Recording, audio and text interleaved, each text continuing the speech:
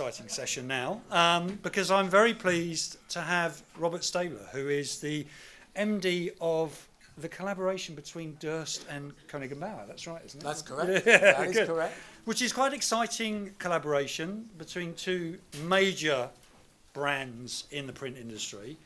And obviously, from all of our point of view, it's always interesting when you see brands coming together, collaborating. We've talked a lot about that. So actually, we just want to find out a little bit about what it's all about. So tell us. Yeah, tell us, Robert. Fill us in. So, I mean, most of you know Koenig and Bauer, storied offset manufacturer, leader in the packaging industry, folding cartons, tremendous capabilities and competencies, some of which you've heard about in actually case studies today.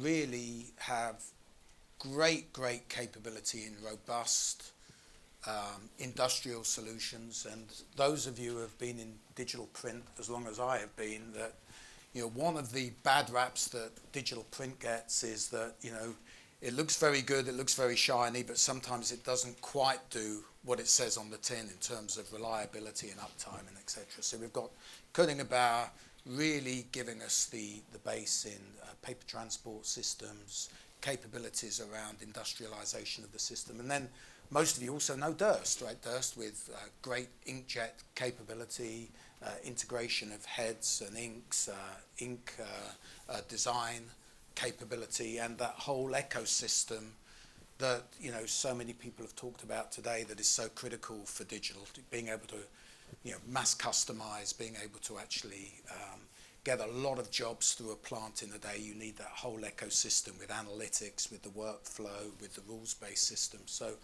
the idea was bringing these two companies together to create solutions for the corrugated industry, post-print, and also for the folding carton industry. So we have two products in the corrugated space. We have the SBC 130 wide by up to 2.8 meters, and then we have the Corrugated 170 wide press for the corrugated converting industry. And 2 long weeks ago, we introduced our Verijet, which is a folding carton press, so a B1 format size press, running 5,500 B1 sheets an hour. So our focus is on creating solutions for those two specific markets, and really what we're aiming to do is really have very high-end, very industrial solutions that can drive very high levels of volume. Which is a challenge in the sense that I don't think the technology is the challenge, but you have that inertia in the market that it's a fairly significant investment, and this isn't the fastest market I've seen to have tipping points to move to digital. Accepting these terms of technology, is it? Well, I think you've got an industry. I mean, it was fascinating today, by the way, listening to all the presentations, because if you flew in from Mars and came into this room today, you would think that digital was 30% of the packaging industry and was growing like gangbusters. It is, isn't it? Right, and the reality is that I know in labels it's getting up there, right? I mean, because it's been around in labels since the mid-90s was the first digital press in label. 97. But it's taken a while, right? It's taken a while. And if you look in the corrugated market, I would guess the actual volume of digital is, I don't know, 1%? Yeah. 3%.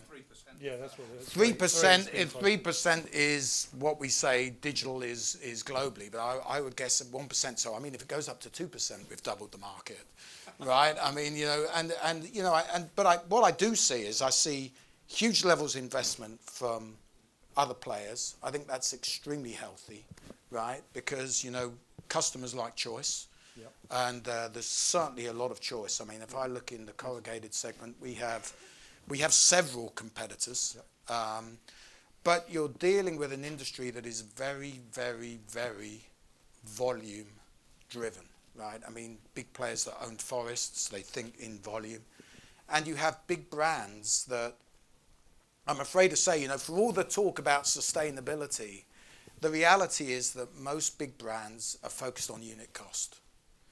and very few look at the total cost of the supply chain. And you just have to walk into a corrugated plant to see the level of waste. And, you know, do I think it's going to come and it's going to happen in the market? Absolutely, I do. But there's a lot of inertia out there that we as an industry have got to cut through. You know, I mean, when I look at where we have our placements, the big take-up for digital technology is really in challenger brands, right? Brands that have very fast decision-making processes, want to be agile, want to get new products to the market super quick, can't afford waste in their value chain.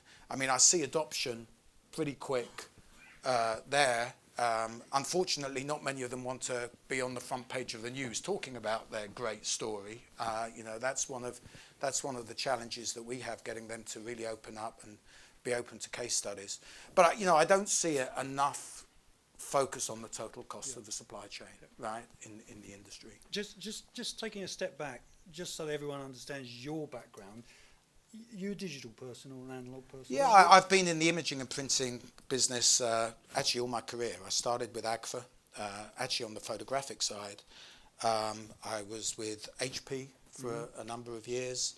I ran latterly Xerox's graphic communications business group in the well, it was global, but I was based in the US. So I've been in the digital space for a long time. So you're a believer.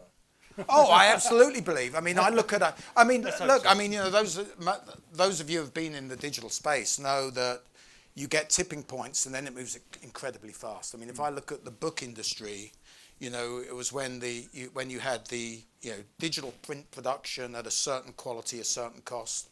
You actually had finishing at a certain quality and a certain cost. And I think Steve Donegal's here. I didn't see Steve yet. Yeah, I mean, you know, so I think, you know, it's not just a print challenge, but you have to get the whole ecosystem and be able to move things through a plant very, very fast. And I absolutely am convinced it will happen in corrugated and in folding carton. I actually think that you're going to have a paradigm where, you know, midlife cycle, where you have very, very high volume. There's no doubt that other technologies are for the foreseeable future going to be more effective than digital printing, right? So gravure, offset printing, flexo printing. Unless, of course, you have the requirement for promotional messaging, for sequential barcoding, I like the fingerprinting that somebody was talking about I think it was on a wine case earlier today. And by the way, that is a trend that I really see in corrugated. That's one thing I really do see. Sequential numbering really is a key driver for why people are adopting inkjet technology. But I think the real opportunity, you know, I was talking at Supercore in the US in August to a very large US drinks brand, and they basically said, and they get it, right? But not many think like this. They said, look, every year we come and we do our budgets and we say we're going to spend 100 million on packaging. And then every year we come back at the end of the year and we spend 150 million. And, you know, why is that, right? And it's for two main reasons, right? And it's only about 15% of their volume, but they have product introductions and they have to pay rush fees on product introductions. So they're paying over on product introductions, and then they have the long tail where brands, it's really tough for them to really manage the inventory at the end. And they said, you know, what we've built is a paradigm where we're so focused on unit cost that we lose sight of the overall cost. And you know, that I think is the big opportunity for digital printing, inkjet printing in this space, because the number of converters that are actually building warehouses, right, to put inventory, that some of it is scrapped. It is it just makes no sense in this paradigm, particularly when brands are thinking about how they rethink their supply chains. I mean, one thing about the pandemic is that you really see is that brands are now really starting to think, how do I more locally source, or certainly maybe it's not more locally sourced, but have something that is more robust and is more timely. and I can react faster. So I think I really do think the mega trends play to the advantage of the industry and where we are. But the reality is, as an industry, if we're going to get these tipping points in the takeoff, we have to have much better proof points around that total cost of supply chain and much better brand stories around how they are using digital print to actually drive their top line. And, if you think today, we've had great content about the technology, and I know it's a technology-focused audience. It's really challenging to get those good public stories around how brands are using it, although some are. Yeah. Some are. And exactly as you said, there's other companies in the room that are doing it. We've got some good case studies.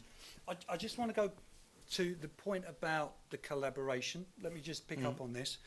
You've got Koenig and Bauer, who typically an analog technology company, and you've got Durst, obviously digital.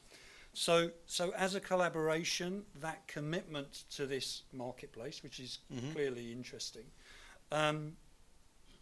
Koenig and Bauer, what's the strategigic thinking here?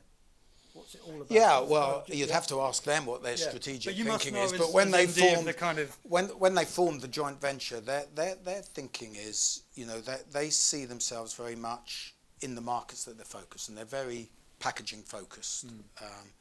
As a company, they want to be a total solution provider. They want to be a trusted advisor for printing technologies and finishing technologies, by the way.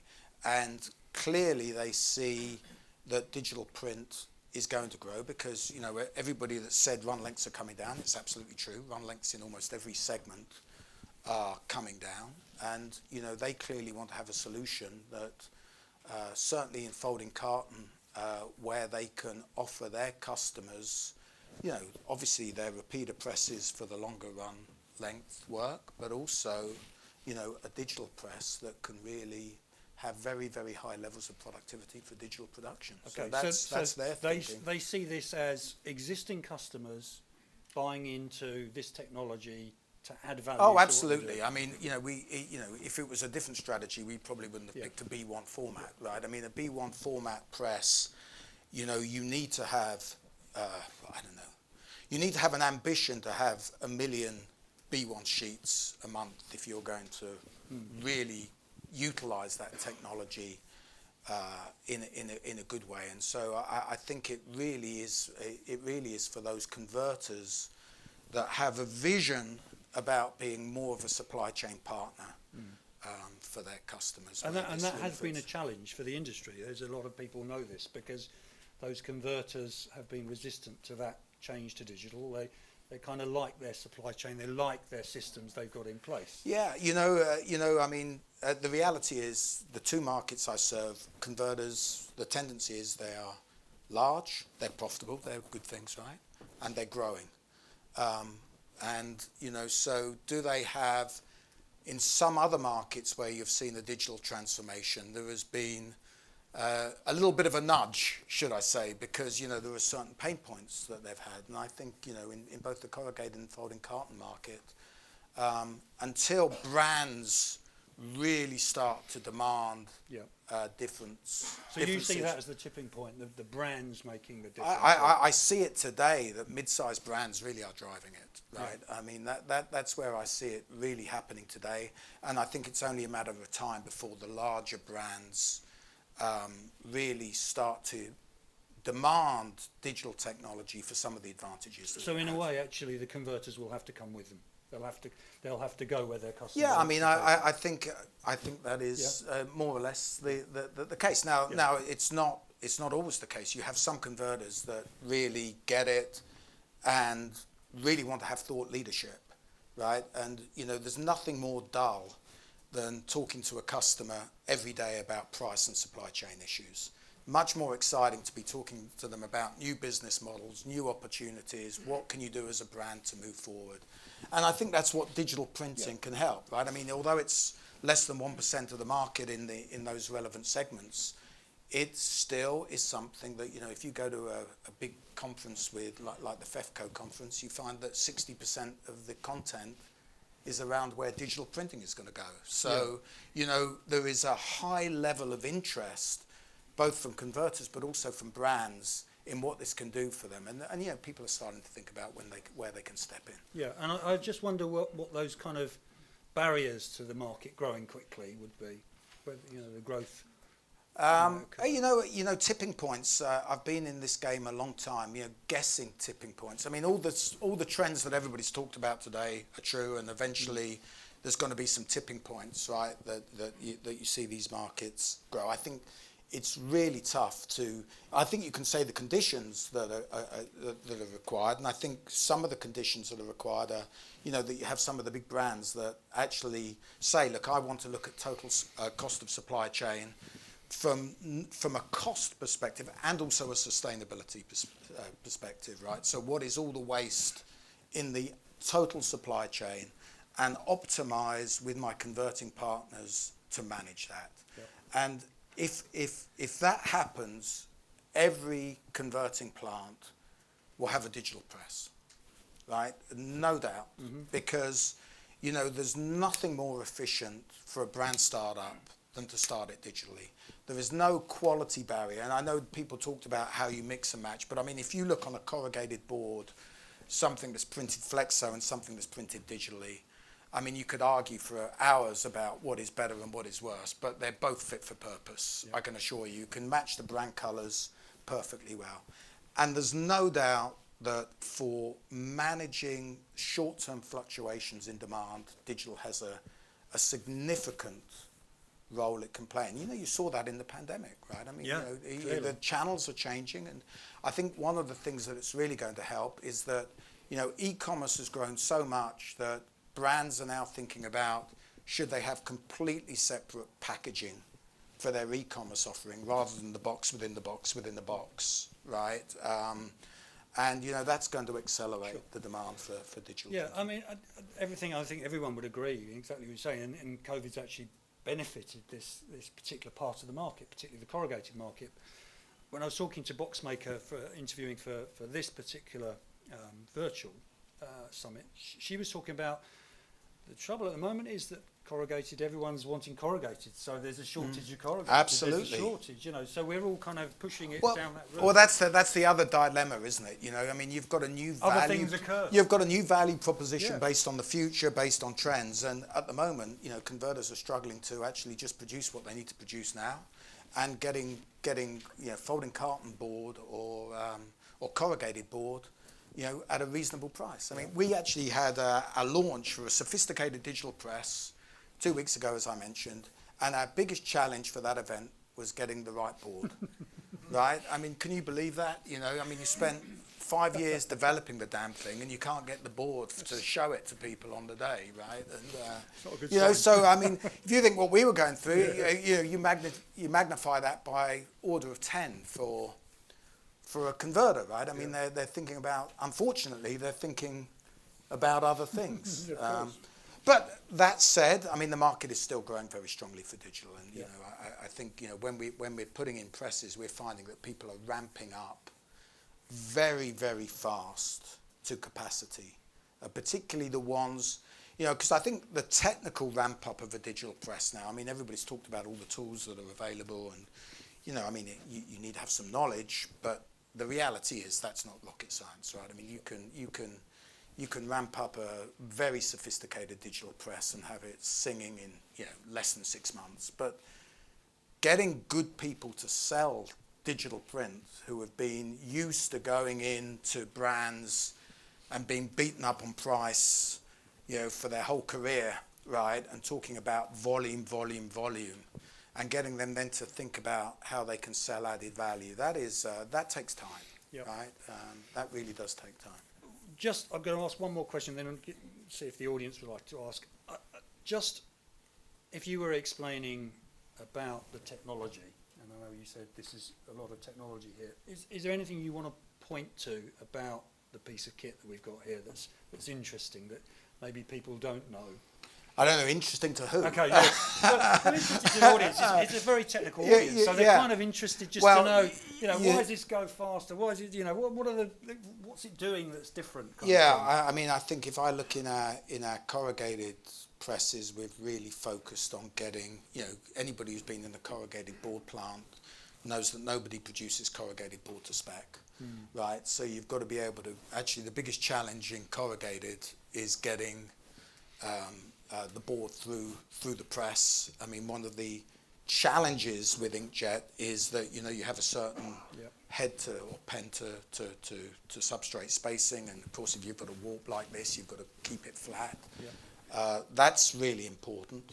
Obviously hitting brand colors is important, but I think by far the most important thing, and the thing that we're focused on, is making sure that we have presses that can really have a very, very, very high duty cycle. So, you know, in corrugated, a minimum of 1 million square meters a month.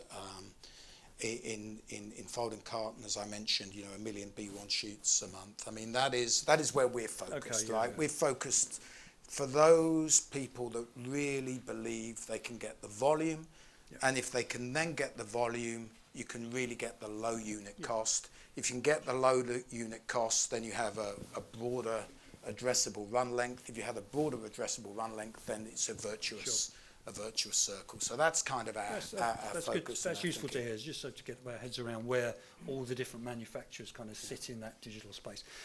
Got a couple of minutes just to take a few questions from the floor. I imagine there's a couple. We're going to start with the packaging man, and then we'll go to you, Graham. So I agree entirely. We fall into that category you've just said. Little packaging in being, you know, 1 million square meters a month or 1 million sheets. And actually, I'll throw this out as could be debate for the whole room, because there seems to be such a majority of inkjet technology partners here. I think sometimes what inkjet developers fail to recognise as a packaging manufacturer is that our technical constraint is the folder gluer or the multi-point gluer. Right. In reality, what's happened to us over our 40-odd years is the expertise of a litho printer has flipped to that expertise being required on the multi-point gluer. So actually our highest trained, most, the greatest expertise and skill is on the folder gluer or multi-point gluer, then actually to cut and crease, then towards flexor. So Steve is going to have a field day when he presents. So actually, speaking on behalf of the packaging manufacturers, we don't see enough solutions that can bolt on a multi-point glue. Yeah. Right. So a lot of the adoption of digital print seems to be, okay, instead of buying a litho press for £1 million, you can buy a digital press for £2 million. What about the concept of a bolt-on kit that goes on the multi-point gluer that means our industry can come at a 2-process manufacturing stream instead of 3 that is currently print cut glue? Yeah, so I think it's a very, very valid point, right? You can solve one thing with digital printing, and maybe you create a bottleneck somewhere else in the plant, or you don't have a good solution.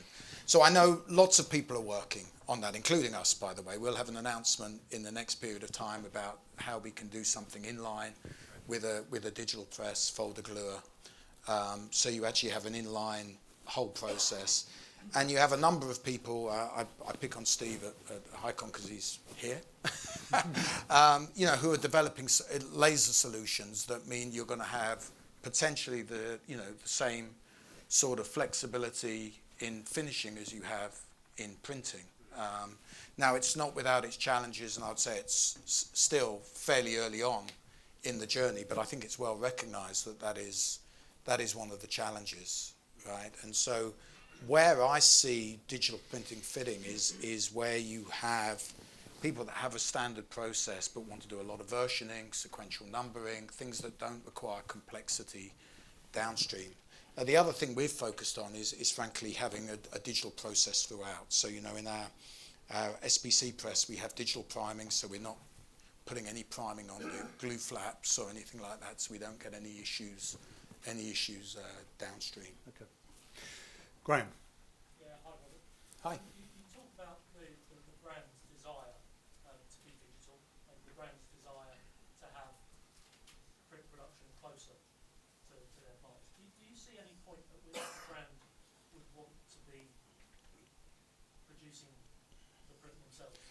Yeah, I don't know. I'd have to ask the brand that, but I suspect not. and I suspect not. You know, I mean, there is the case study in tobacco where a tobacco brand has invested in digital presses because there wasn't a solution available. I'm not sure whether that's something they really wanted to do. I think it was something they felt they needed to do because there wasn't an alternative solution. I mean, if you believe in core competencies and capabilities, it's very tough to match when you talk about the printing, the finishing, and having all the capacity and knowledge to do it actually in a plant. Now there might be exceptions to that rule, but I see converters actually being able to produce at a lower unit cost because they're running 24/7. They should have all the flexibility within the plant to load balance. But that's my personal view. I mean, who knows? Who knows whether it's... Thank you very much, Robert. Thanks very much. Applause.